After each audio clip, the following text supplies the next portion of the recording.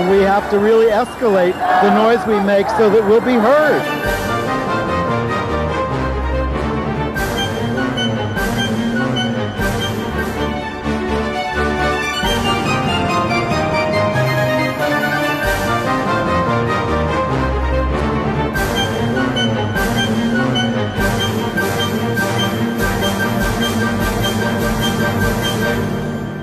Welcome to Gay USA and the War on Straight People. I'm Andy Hum, riffing on that Alabama congressman.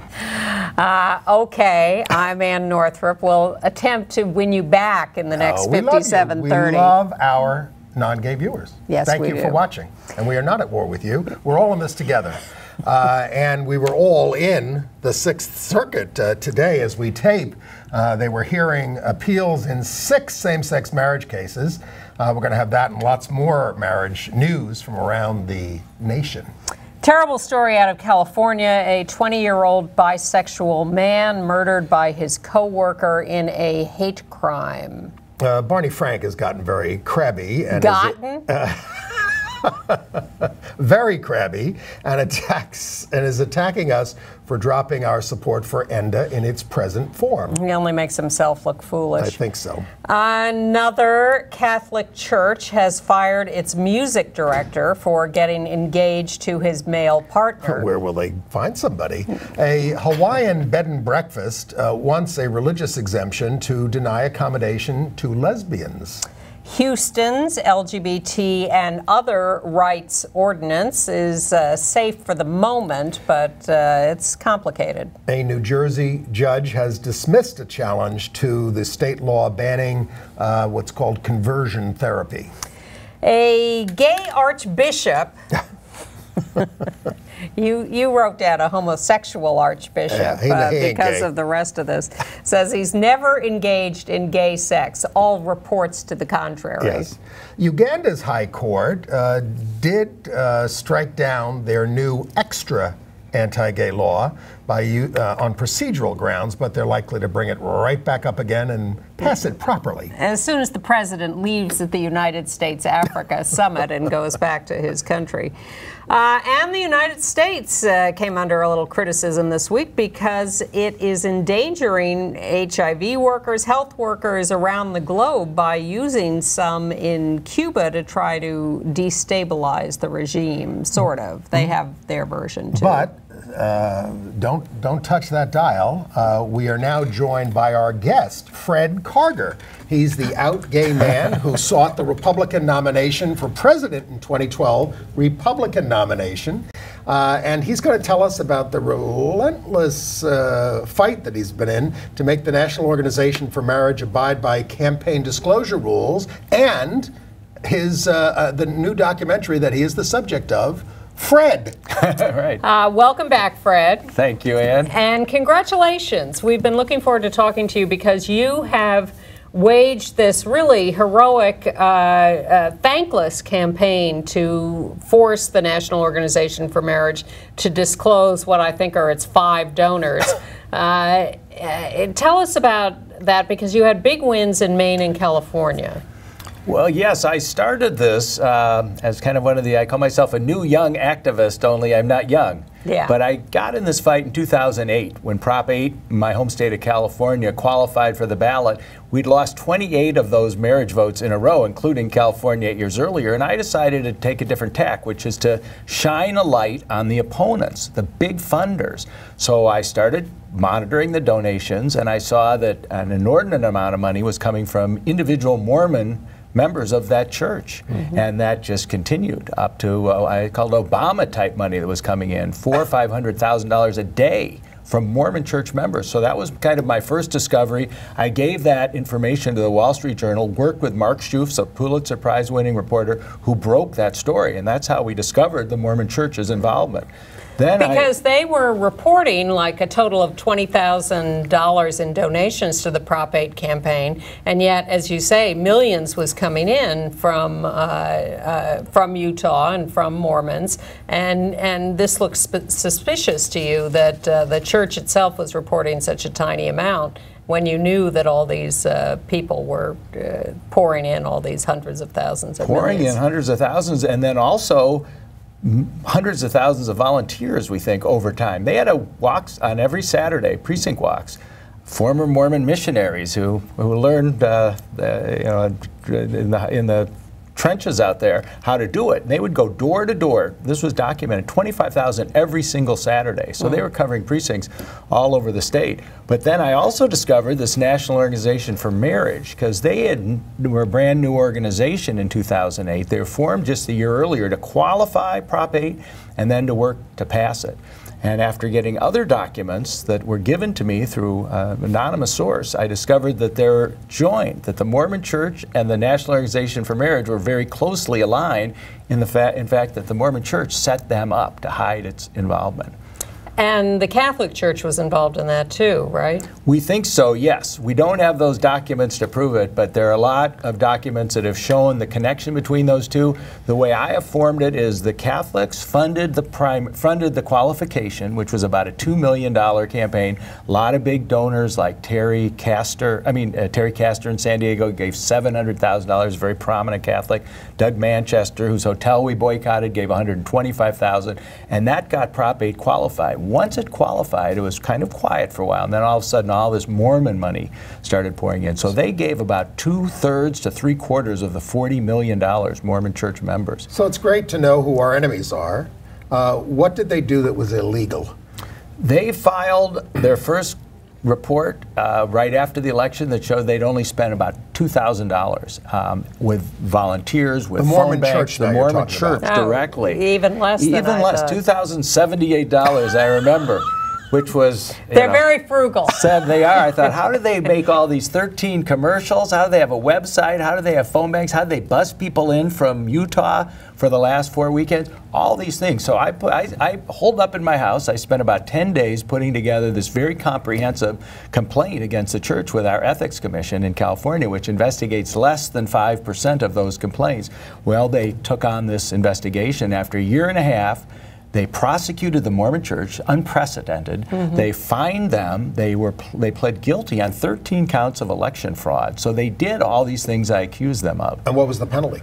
It was a fine, it was a slap on the wrist, but it was mostly bad PR and press for a year and a half that the investigation went on. The New York Times editorialized and supported me by name and the Ethics Commission in California for taking on the investigation, and once it was discovered that they were being investigated, it was huge national and international news, and also when the investigation came to fruition, it was a big black eye for the church, who we think has stepped back significantly from this campaign. Well, then you went on to Maine to challenge the National Organization for Marriage there and their involvement in the ballot fights over marriage in Maine. And what was NAM doing, and how did you go after them? And there's a law up there about disclosure. Right. Yes, like in most states, once you form a committee, if it's an independent committee to support a ballot proposition initiative, you have to file separately with that state. Every state has a different law. Maine, I discovered after doing some research, and I work with a political attorney, once you raise or spend $5,000, you have to file as an independent committee. Well, NAM had gloated about raising about $600,000, but they didn't report as a committee. So I filed a complaint, just like I did against the Mormon Church, this time against NAM and the Catholic Church, because they were also guilty, I thought, and went to Maine to testify in October of 2009, just a month before the election. And this very exciting 3-2 vote took place where they agreed to investigate NAM. And this is, of course, a middle of an election, right before, very high-profile election at that, to try and remove marriage, which had just been granted by the state legislature in Maine and the governor. So that investigation triggered two lawsuits from NAM, one a federal lawsuit and one a state lawsuit. To fight this, they wanted to protect their donor names that they're required by law to turn over. And that went on till just this last May, and I went back to Maine. That was actually my 4th trip. I had to go for other hearings, and they found them guilty, ordered them to release their donor names, and they were fined $50,000, which is a record amount. It's 3 times the highest fine ever given in the state of Maine for election law violation. Did they finally reveal the donors? They're fighting it. They're still fighting. They had the list at this hearing. they paid their fine? They have not paid their fine. They're fighting it. They're going back to court, is what I've been told, and this is what they do. There are these 3 donors, one of whom gave $2.5 million, and I can speculate who it might be, but we don't know, and they're refusing to give these 3 names up. Those are the big $1 million donors. Now, you are from the party of Lincoln, but it's drifted a little bit from civil rights and things over the years, although they were the bulk of the votes, I think, for the Civil Rights Act in 1964. But you've stayed in the party. But what has motivated you to be so tenacious about this? What got you into all this, besides being a gay man? Well, on the Republican front, I grew up as a Theodore Roosevelt type Republican. I was always very progressive. My parents were very moderate, a little more limited government in certain things, but also caring and compassion. So that has kind of kept me motivated to try and change the party back to the way it was, and if there's ever going to be a future. But I worked in Republican politics for 35 years. I was with a PR consulting firm that I was a partner in, and I was in the closet. And it wasn't just Republican political consultants that were in the closet for the 70s and 80s and 90s. It was really both parties, and we had to keep our personal life very secret. I was fortunate enough that I was very comfortable with my gay life. I had a partner for 11 years. I would work behind the scenes. I worked very actively to get Republican opposition to Proposition 6 in 1978, working closely with Mixner. Anytime a Republican would call, he'd send them to me, and we ended up getting Reagan's opposition to that. But I had to do it out of fear of my life. I was not to my family, I was not at work. So all that built up in me, and what happened in 2008 when I came out publicly on Prop 8, I was very angry, I was resentful, and more importantly, I wanted others not to have to live the life that I lived. And I've been doing that, and that's why I ran as the first openly gay candidate for president, to let the younger LGBT community know that they can do anything, there are no limits, and that's why I'm continuing my activism. As you look back on that presidential campaign a couple of years later, what's your takeaway from that? What do you think about that now?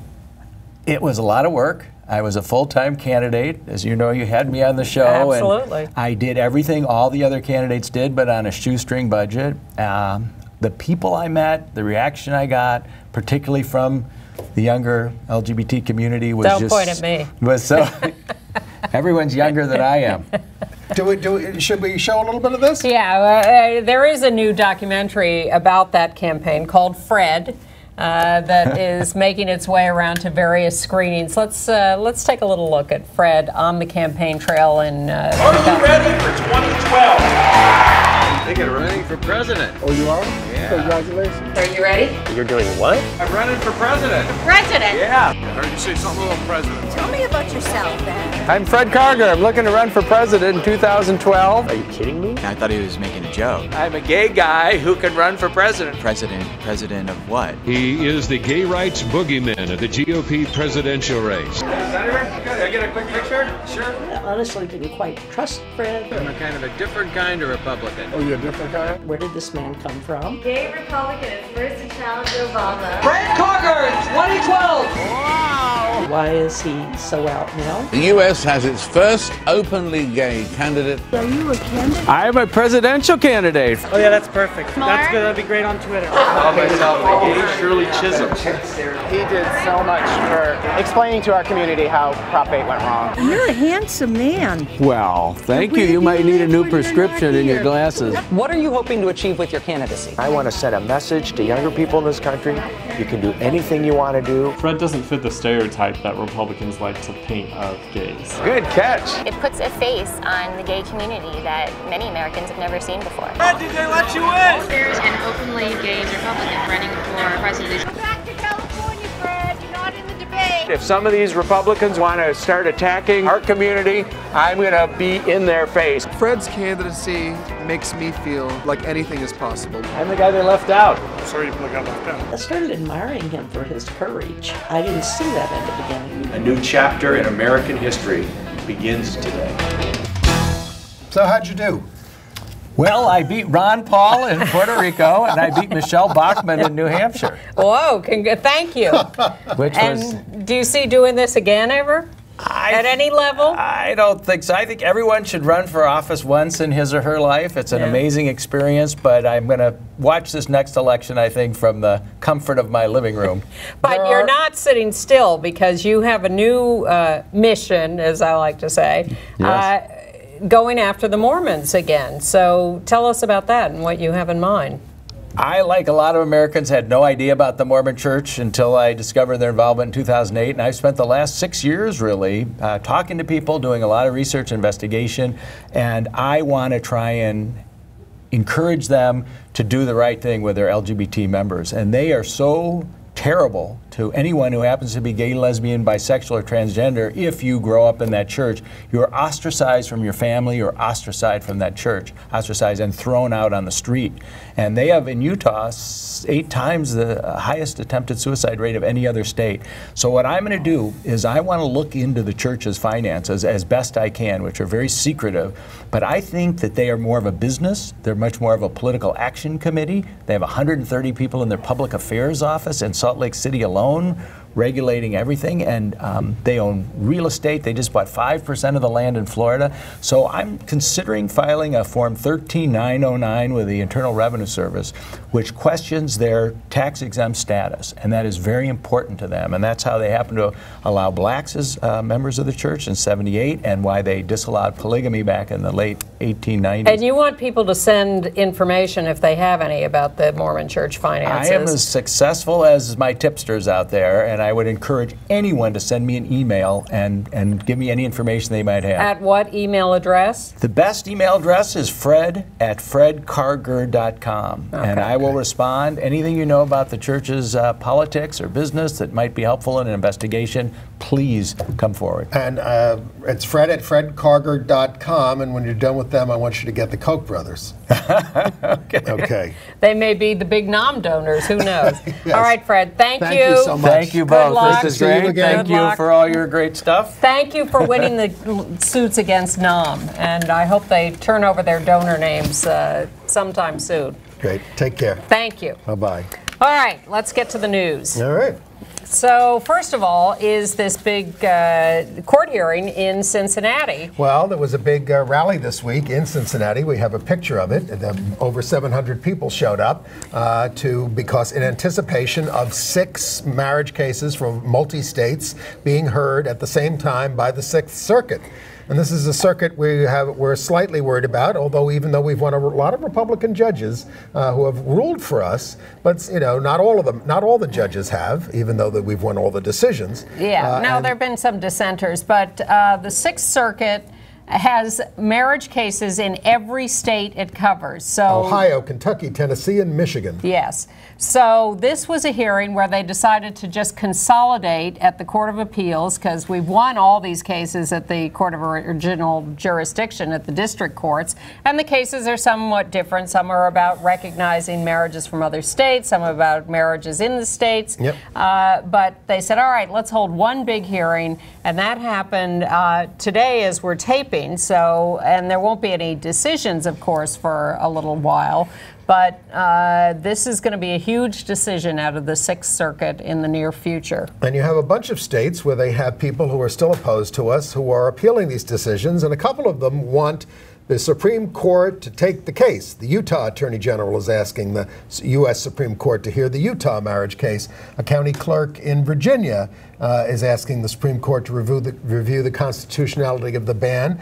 The Attorney General there also asked the Supreme Court to do it. And I think Oklahoma, along with Utah, in the 10th Circuit. So the 4th and 10th Circuits have decisions at the Court of Appeals, which means the next stop is the Supreme Court. So we'll see whether the Supreme Court at some point in the near future announces that it is going to take these cases or not. Right. And Ruth Bader Ginsburg, a Supreme Court justice, predicted that the High Court won't dodge the same-sex marriage issue and could decide it by 2016, maybe earlier. She also, by the way, defended the strikedown of the 35-foot buffer zone for abortion clinics in Massachusetts. And she said if the court was all women, Hobby Lobby would have gone the other way. Yeah, I'm happy to see that Massachusetts immediately passed another law to do a little, fix on that and a little smaller restriction. But man, the idea that those abortion protesters can harass women going into those clinics is hideous. Awful. So in Florida, we have another 2 counties legalizing same-sex marriage. We already had the Monroe County, which is Key West, and Miami-Dade, which is Miami, and now Broward County, which is Fort Lauderdale, and Palm Beach County have also struck down marriage bans for their counties. My prediction is, street by street. That's what it's going to get to. Yep. But now 4 counties in Florida have had judges strike down the marriage bans, but all of these decisions are on hold pending appeals. We've won all these cases, but in almost every jurisdiction, the decisions are on hold waiting for appeals to higher courts. But the right wing is not letting the grass grow under their feet. They need a new strategy, and in Arkansas they have one. It's sort of jury tampering. The legislature is threatening the state Supreme Court justices with a recall mechanism in 2016 if they allow same-sex marriage. As happened in Iowa. Couples are asking judges who plan to seek re-election to recuse themselves from the case. I don't know how far that argument is going to go, but there it is. Well, in it's Iowa, getting ugly. The whole system in Iowa is that these judges regularly face these elections to retain or recall the judges. That's an automatic vote there, yes, right? But knowing they were going to face that, they went ahead and legalized same-sex marriage, one of the first states to do so, and most of them did get recalled. And they were just heroic in standing up anyway. Well, do the right thing, Arkansas judges. We'll put you in the next edition of Profiles in Courage. Well, a small footnote in Profiles in Courage. The Target Corporation has signed an amicus brief supporting same-sex marriage in the cases in the 7th Circuit in Indiana and Wisconsin. Does that mean I can shop in Target again, boycotting them over all their political donations to anti-gay people? Only if you're not afraid of losing your credit card information, because they were one of the ones that were hacked. Oh, the Russians have all of it now, I understand. Here's my favorite fact of the week. You know how the right wing goes into all these cases and they say, oh, you have to forbid same-sex marriage because we have to promote procreation among heterosexual couples, and if you legalize same-sex marriage, straight couples will stop procreating, I guess that's their argument. Or that kids deserve a mother and father. Well, the winning argument by Mayor Bloomberg in New York when they stopped same-sex marriage in New York was that they can spontaneously reproduce. In other words, we have to plan it and adopt the kid or really plan it or whatever. It's insane. Well, here's my fact of the week. As they're standing up for all of this, guess how many women age 18 to 44 childbearing years are childless? 18 to 44? Yeah. What percentage? Yeah. I'm going to, these days, I can't see it from over there. I put my glasses on. 40? 47% of women of childbearing age are childless. And this doesn't seem to arouse any great, panic among the right-wing population. It has aroused our opponents in Idaho. They are arguing that since in the same-sex marriage case, that since kids raised by gay parents do as well or better than straight parents, excluding gays from marriage is necessary to ensure, and I quote, a level playing field in the competition in life between kids raised by gays and kids raised by straights. You can't make this stuff up. That's why I'm so glad we live in this day and age, because we have the opportunity to hear all these tortured formulations. We're sitting here laughing, and we're winning. We have a winning streak of 35 cases right now. But preceded by a losing streak of 28 cases. Well, 28 referenda and things. But we're not, look at what's happening with women at the Supreme Court and in all the courts. A string of 65 losses on decisions about women's reproductive freedom. We got a lot of work to do, and we're all in this together. Yes, I laugh when I can. Also, I was happy to see a bit of news this week. We talk about, there are the fights going on about who gets credit for what and who are the real heroes in this. Well, the American Bar Association is giving its Thurgood Marshall Award to the former head of the Massachusetts Supreme Judicial Court, Margaret Marshall. She's the one who wrote the marriage decision that first made marriage legal for same-sex couples in Massachusetts 10 years ago. A South African, so she had that history. She was married to Anthony Lewis, who I worked for as a mother's helper when he was married to his first wife. Anthony Lewis, a great civil libertarian journalist. Yes. Gideon's Trumpet. That's right. Which Gideon's Trumpet was about getting you the right to counsel if you didn't have money. He was a wonderful New York Times columnist. Margaret Marshall was a fantastic jurist who was the first to stand up and say that a state law of non-discrimination for sexual orientation meant that same-sex couples had the right to marry. Right. And that is the basis on which we have built all these victories in the last 10 years. Now, in Iowa, Freedom to Marry, Evan Wolfson's group, which is working on all these cases in one way or another, is encouraging young Republicans to run as delegates to the Republican National Convention to impact the platform. But there's no pro-gay candidate to support that I know of, and the rest of the platform is an essay in oppression. So I seriously have doubts about propping up the Republican Party in any way, shape, or form. I completely agree with you. The only thing I disagree with you about is paying any attention to the platform. I know you're very anti-platform. I am. But it can be used in ads and things.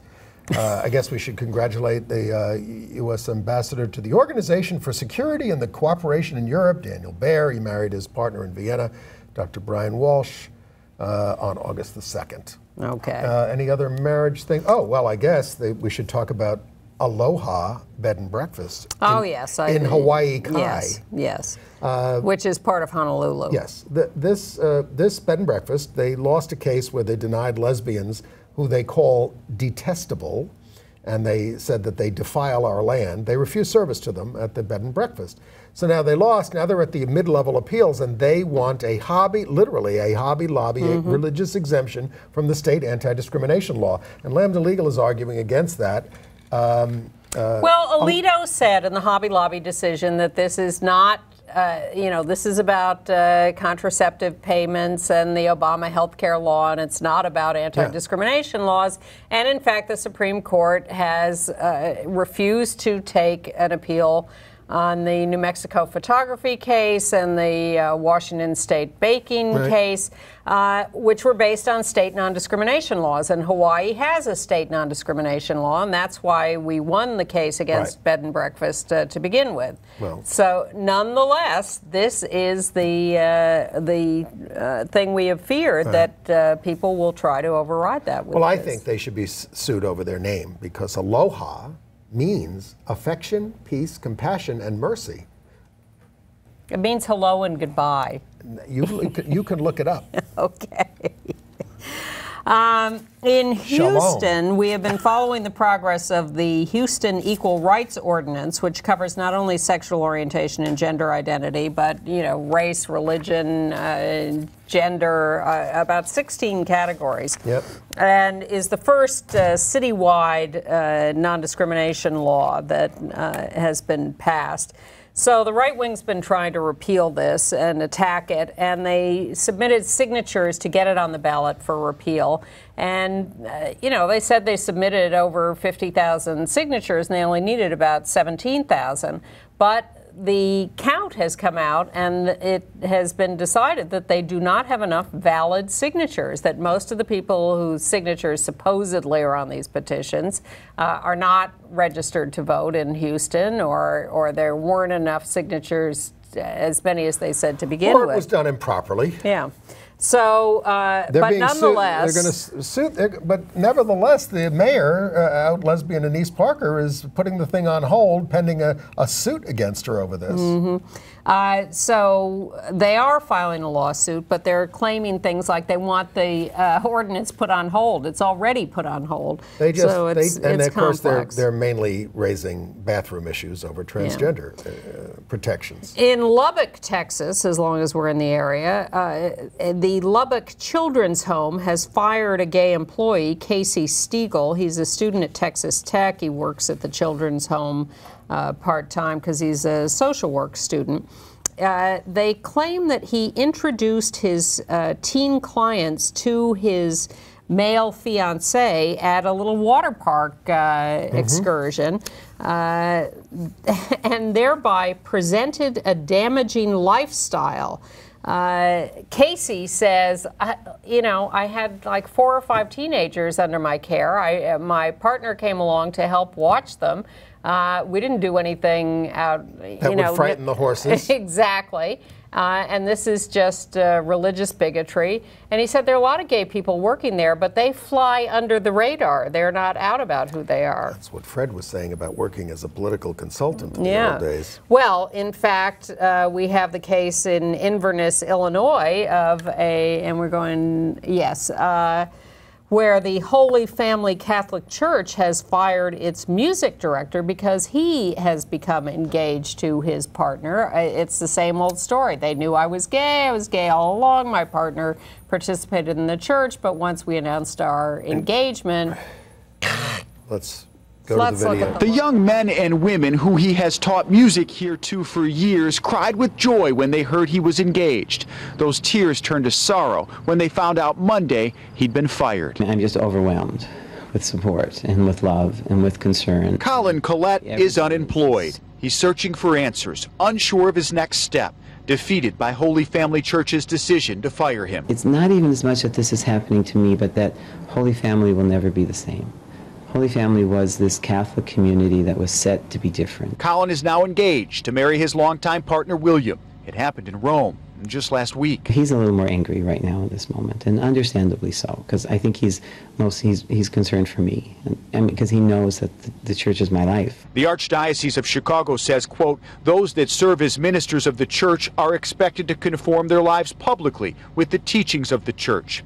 It's a troubling statement for Collette, who says his relationship was by no means private, and his partner, who's also Catholic, has even read scripture here at Holy Family. Everybody was welcome.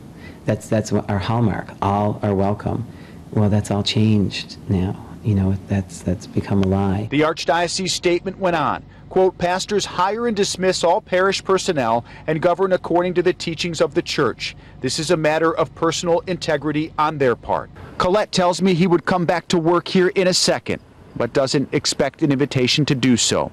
He does say he plans to come back as a parishioner to pray with the people he's grown to love. In Inverness, Rob Elgis, NBC5 News. Well, don't worry, Mr. Collette. The Pope will come to your aid. Not. Have you noticed? All these things still happen, and this supposedly non-judgmental Pope doesn't do anything about it. Not a word.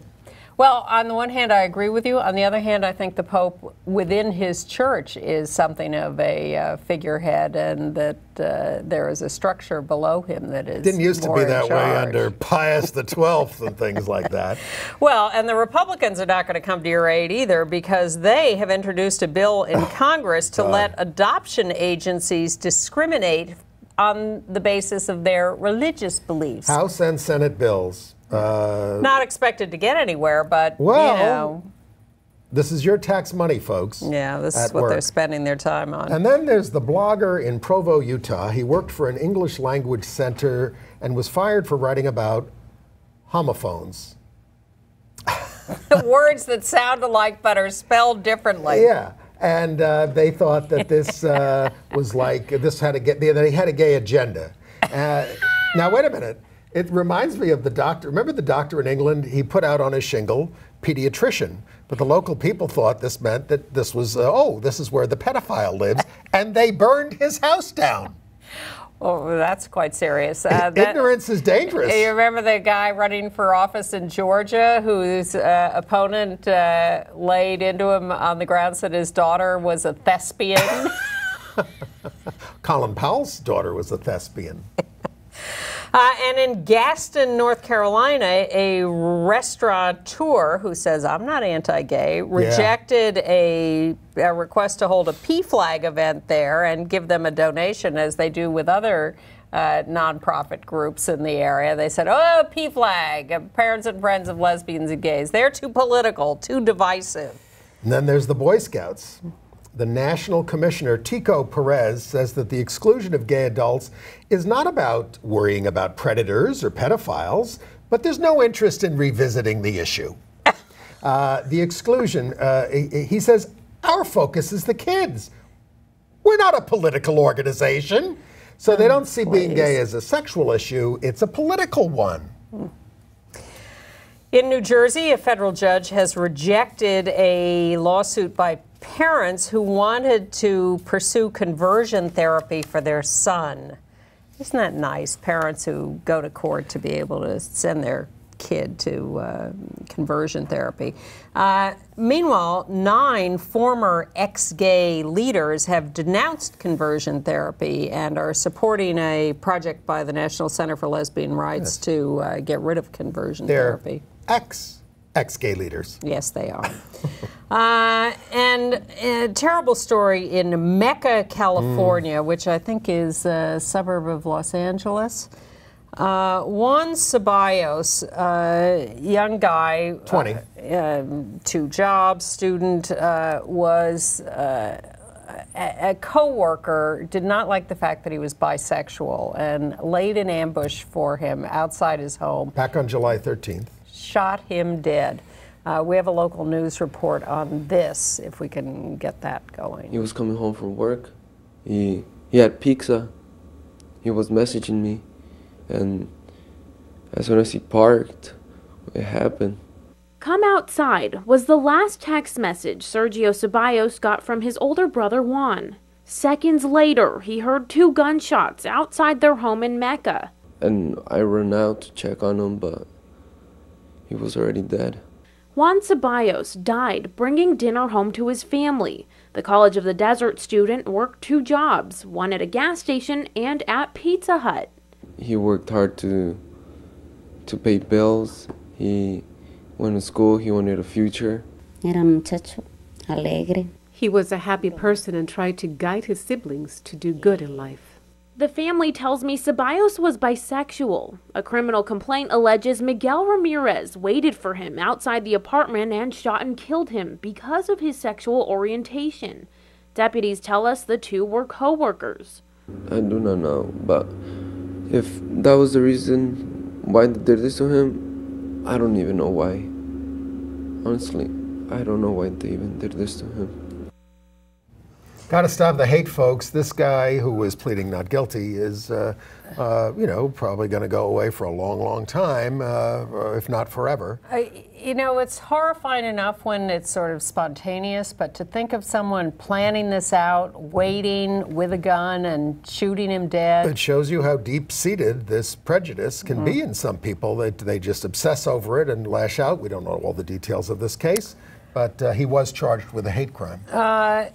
More recently in Washington, D.C., a man stabbed a 15-year-old transgender girl on the street. She's okay. I think it was on the Metro. Oh, yes, you're right. Absolutely. Thank you. And the perp was a stranger in this case and asked why she was wearing a wig and insulted her appearance and then knifed her. Yeah.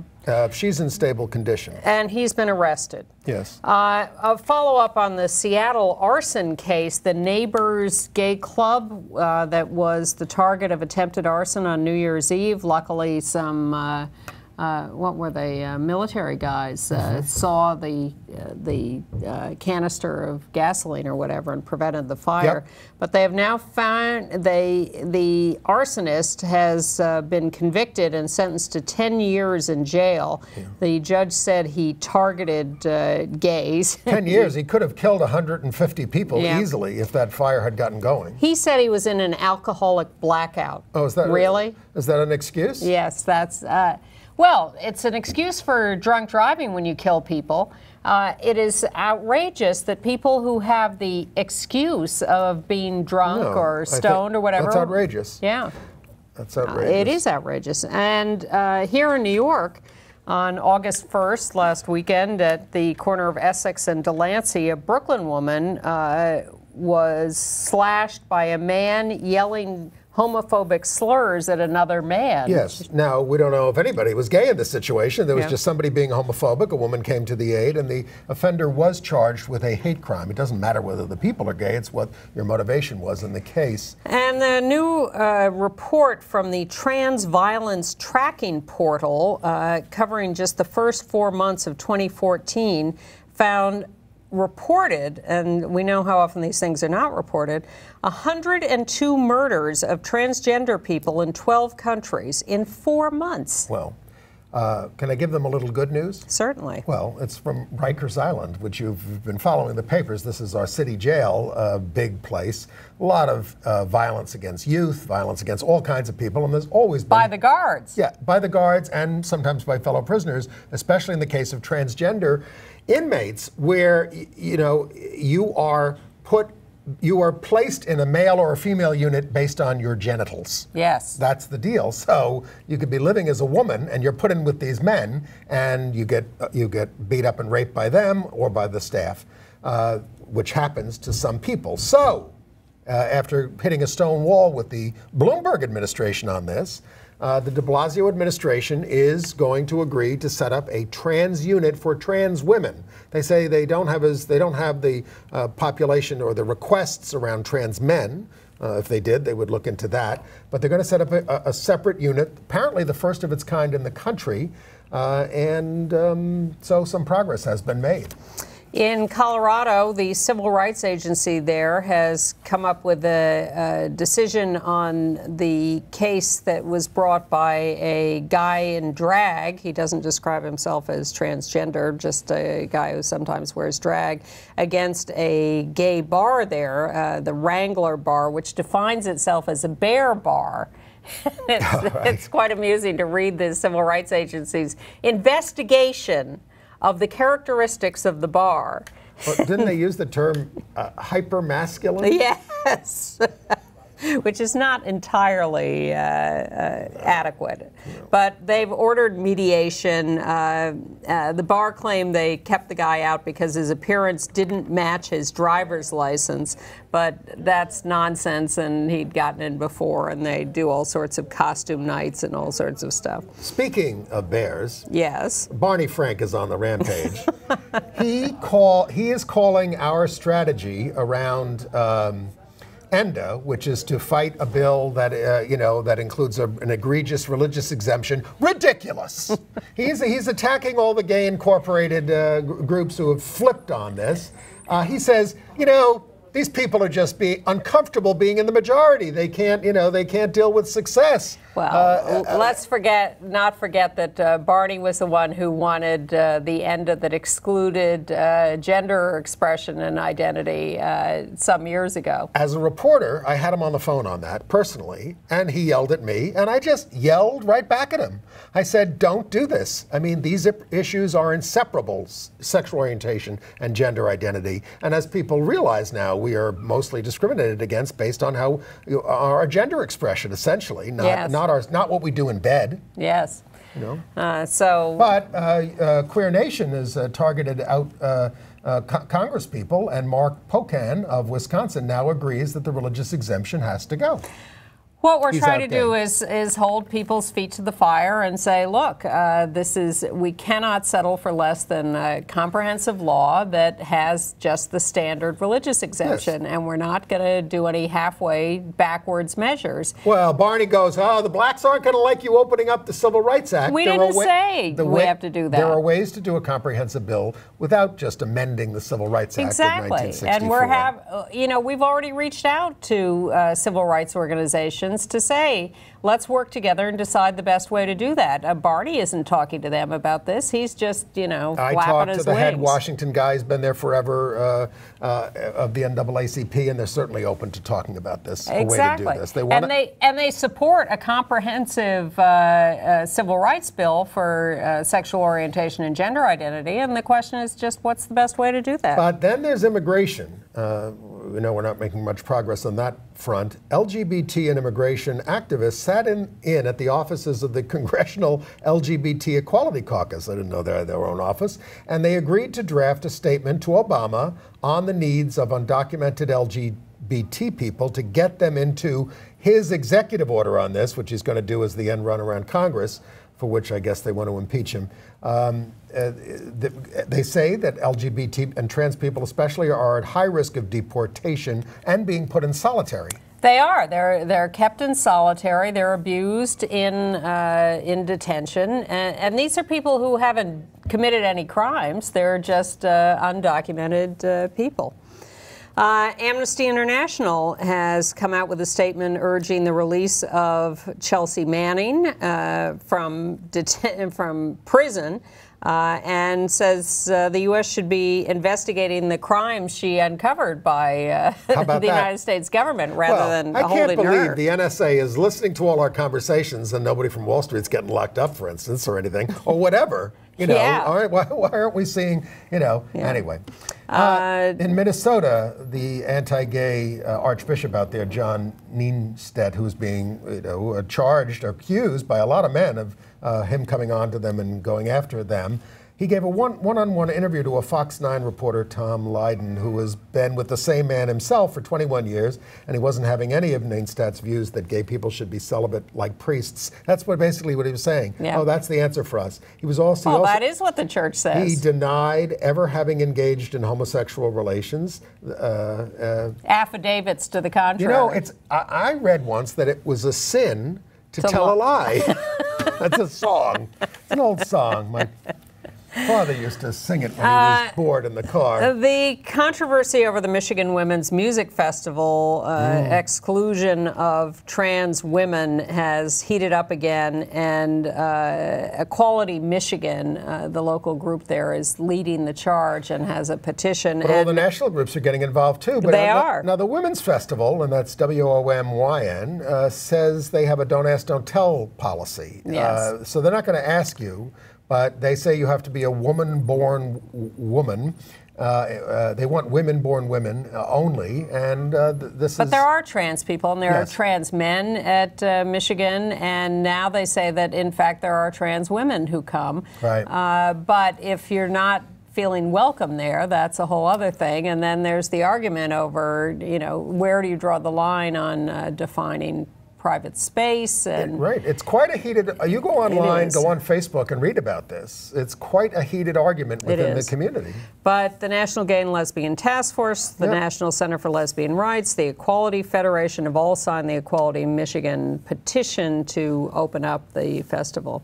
A transgender woman and the Department of Justice have won a $4,000 settlement from a Texas RV park for sex discrimination against the transgender woman who was evicted, although she says that the Department of Justice settled for too little and misgendered her during the process. And did we do this Denver decision? Yes. Okay. And in a Gallup poll of 2,700 LGBT people found 46% define themselves as liberal, 33% moderate, 20% conservative.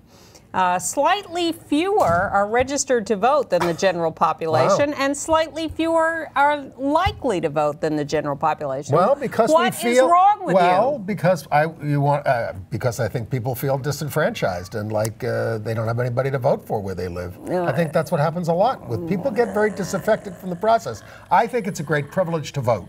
And I always do. Well, I hope you all do too. I understand that people do feel frustrated, but I don't think that's an excuse not to participate. Follow the example of Fred Karger. Run for office yourself. Okay. All right. International news? Yes. Well, the big thing this week is Uganda and then the U.S.-Africa summit. In Uganda, the Constitutional Court did strike down the anti-gay law and rushed to do it before President Museveni arrived in the District of Columbia Colombia You think that was the for reason? the U.S.-Africa Summit. Well, Absolutely, but they did positively. it purely on procedural grounds, not on substantive grounds. They said there wasn't a quorum present when they did it. Well, so we knew that's that. We knew that all along. Well, so they It had upheld, also been challenged on more fundamental Yes. constitutional grounds. but they didn't rule on that. No, they didn't. So And they're ready to go right back into the parliament and Yes. pass it again. Yes. So I would hardly, call Plus, which they already have another law that makes homosexuality Life in illegal. Yeah. And the But the new law will put you in prison for a long time for saying anything nice about gay people, counseling a gay Yeah. person, going to a gay wedding, all that kind of stuff. you were talking about a song. There's a song in Uganda that the members of parliament were singing as they gathered signatures for a new bill. We shall never allow homosexuality. I don't know the tune. So then they had this U.S.-Africa summit, 40 African leaders, 32 of their countries criminalize LGBT people, but that was not on the agenda. Well, we had a few states that did it here until 2003. That's so true. In Nepal, some are pushing to follow India's lead and recriminalize homosexuality. This is a country that has made great progress, has out gay member of parliament, was thinking about doing same-sex marriage, but I talked to some people who've been there, and they say they hope there's no meat there in terms of this movement. Well, one of the proposals is to criminalize sodomy for everybody. Good news in Taipei, Taiwan. They just had their Valentine's Day, contrary to our calendar, and 28 couples showed up at the Marriage License Bureau demanding marriage licenses. There's quite a movement there trying to get marriage for same-sex couples legalized in Taiwan. And in Australia, they are now saying they're going to, it's a conservative government, but they said they are going to have a conscience vote on same-sex marriage in the spring. I don't know what they're waiting for, but I imagine by then it ought to pass. Well, the Prime Minister, Tony Abbott, I guess is still against it, but he does have a lesbian sister, so that's helping push this along. Yes. And then the sort of scandal of the week was a story that the USAID, Agency for International Development, had put together this scheme where they hired an agency to go into Cuba and do HIV prevention work, but that really that was a cover for sort of recruiting or encouraging young Cubans to fight back against their government. And they were using people from Latin Colombia America. or Peru or Ecuador. It's outrageous, and it's endangering HIV prevention efforts around the world that we're involved with because people say it's a spy unit. Anytime you do something clandestine, you endanger U.S. identified workers all over the world. Now, why aren't they going to jail like Chelsea Manning? There is a split in Congress on this. There are both liberals and conservatives who say, oh, this is horrible and this is endangering people. And then you have people like Ileana Ros-Lehtinen from Florida, Cuban, who represents the Cuban community, who says, look, anything we can do to promote democracy in Cuba is a good thing. You call it how about promoting democracy here? Well, the irony, of course, is that Cuba is one of the few places that has like universal sex education and condom universal health care. Yeah.